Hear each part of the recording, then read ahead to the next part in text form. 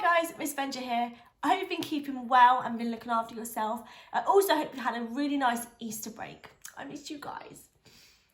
Today we're going to do a read lesson.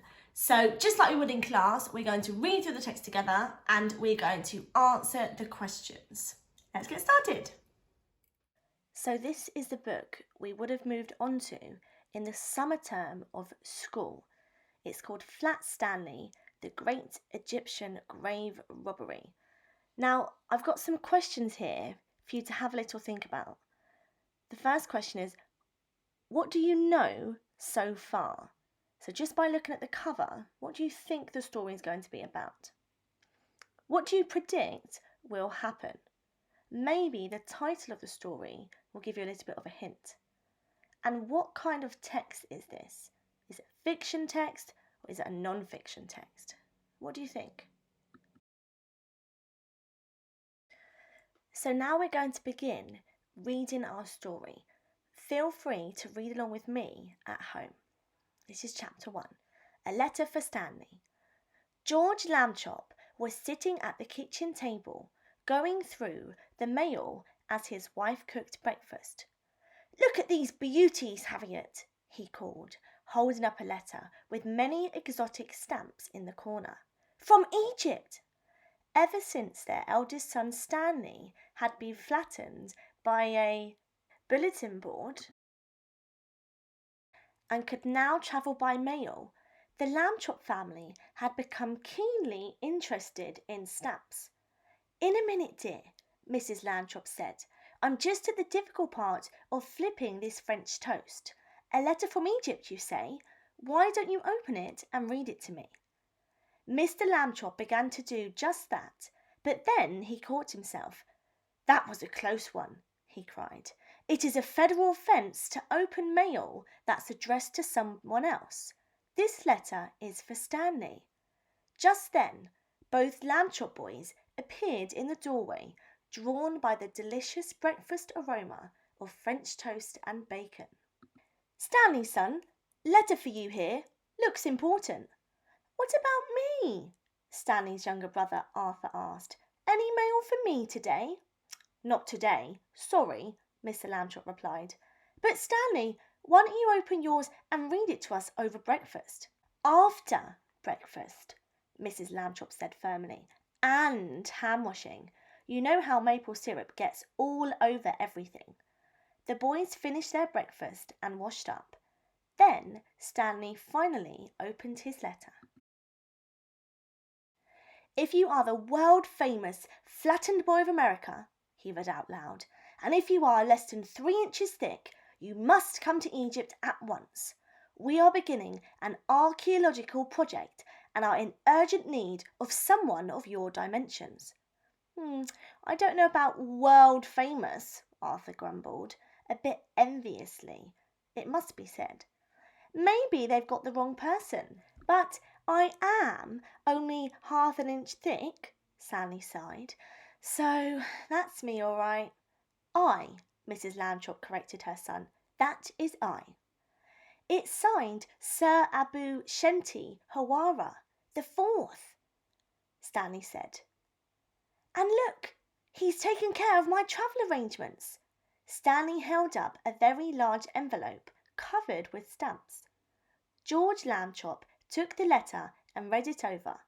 "No mention of Stanley's family going with him," he said, frowning. "I don't know."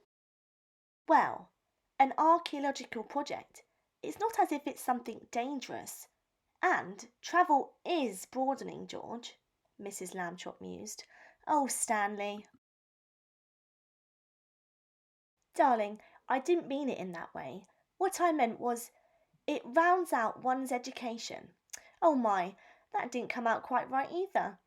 "Well, your mother and I have always encouraged you boys to lend a helping hand when needed," Mr. Lambchop said. "I suppose that goes even if it's needed halfway around the world." "We'd better take you to the post office at once, Stanley," Mrs. Lambchop said. "I will pack the leftover French toast and bacon for you to eat on the way. No maple syrup, of course. It wouldn't do to arrive all sticky." "Something to drink?" Stanley asked. "I think not, dear. his mother told him. Egypt is quite a distance, and I'm afraid you won't be near a bathroom for some time. Which reminds me. And she went off to pack a toothbrush and a face cloth for her son's trip. Stanley noticed that Arthur seemed glum. He knew Arthur sometimes found it difficult being the only round brother in the family. Would you like me to bring back something from Egypt for you? He asked. Arthur replied. If you're going to Egypt, you should bring me back a mummy. I don't believe they offer those as souvenirs, and besides, it wouldn't fit in the envelope with Stanley, chuckled the boy's father. Mr. Lambchop was known for his sharp sense of humour. How about a nice postcard? Mr. Lambchop was known for being a practical thinker too. Arthur folded his hands across his chest. A mummy or nothing. Stanley was very sorry to see his brother looking so grumpy as he slid himself into the envelope. Woohoo! So that's the end of chapter 1.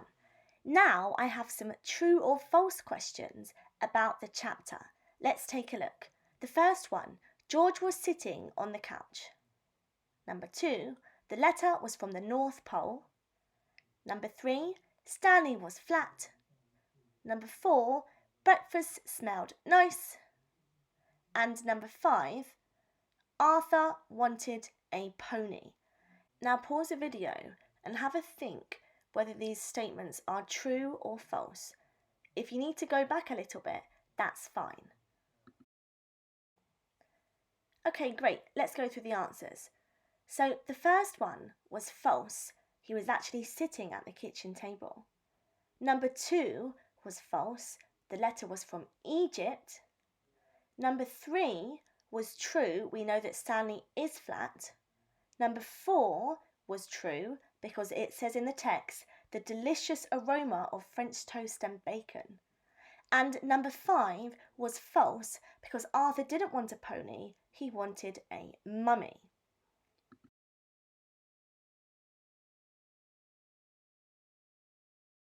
Now we're on to our read questions. So I'm going to display 10 questions on here about the text that you need to answer. If you need to go back and rewind the video to find your answers, that's fine. As you can see, at the end of each question, I have given you a page number where you might find the answer as a clue. Let's have a go at the first one together.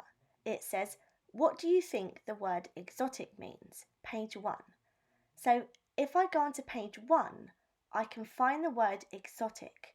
It says that Mr. Lambchop held up a letter with many exotic stamps. And I can also see a picture of Mr. Lambchop holding up the letter with the stamps. And we know that the stamps are from Egypt. So from this, we can infer that the word exotic might mean tropical, foreign and hot, as those are other words that you might use to describe the place Egypt. Now pause the video and have a go at answering the read questions independently. Good luck! Well done at having a go at today's read lesson. That's a really good way to practice your comprehension skills and your reading. See you next time. Bye!